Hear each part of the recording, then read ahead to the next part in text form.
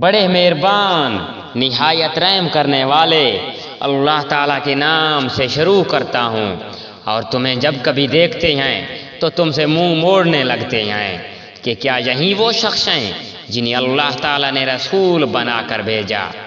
تو کہیے کہ ہم اس پر جمے رہے، ورنہ انہوں نے تو ہمیں ہمارے معبودوں سے بہکا دینے میں کوئی کسر نہیں چھوڑی تھی، اور یہ جب عذابوں کو دیکھیں گے تو انہیں صاف معلوم ہو جائے گا کہ پوری طرح راہ سے بھٹکا ہوا کون تھا۔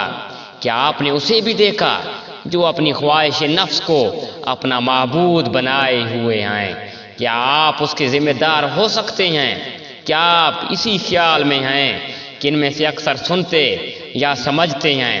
وہ تو نرے جانوروں جیسے ہیں، بلکہ ان سے بھی زیادہ بھٹکے ہوئے۔ کیا آپ نے نہیں دیکھا کہ آپ کے رب نے سائے کو کس طرح پھیلا دیا ہے؟ اگر چاہتا تو اسے ٹھہرا ہوا ہی کر دیتا۔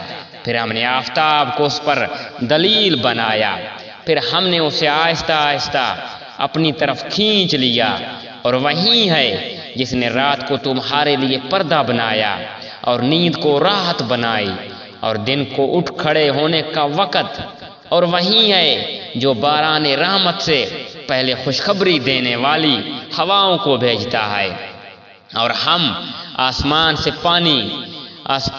پاک پانی برساتے ہیں تاکہ اس کے ذریعے سے مردہ زمین کو زندہ کر دیں، اور اسے ہم اپنی مخلوقات میں سے بہت سے جانوروں اور انسانوں کو پلاتے ہیں، اور بے شک ہم نے اسے ان کے درمیان طرح طرح سے بیان کیا تاکہ وہ نصیحت حاصل کریں، مگر پھر بھی اکثر لوگ نے سوائے ناشکری کے مانا نہیں، اور ہم چاہتے تو ہر بستی میں ایک ڈرانے والے بھیج دیتے۔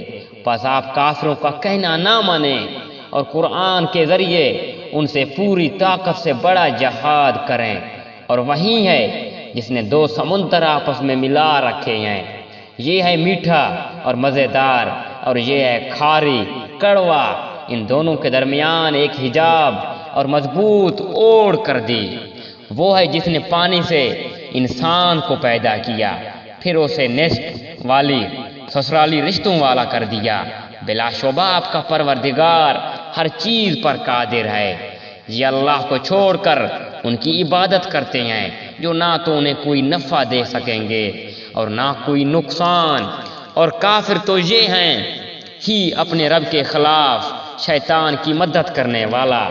ہم نے تو آپ کو خوشخبری اور ڈر سنانے والا بنا کر بھیجا۔ کہہ دیجئے